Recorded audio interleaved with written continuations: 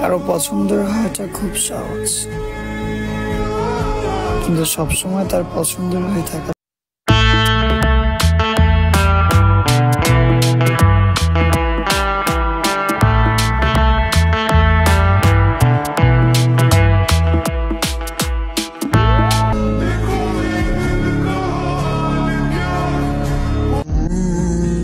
কিছু সম্পর্ক স্মৃতির জন্য তৈরি হয়, ভবিষ্যতের জন্য নয়।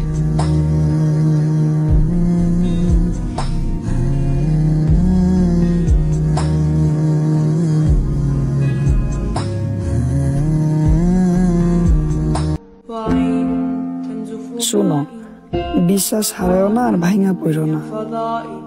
আল্লাহ কিন্তু খুব মহান, চাইলেই মুহূর্তের মধ্যে তোমার জীবন পরিবর্তন করে দিতে পারে।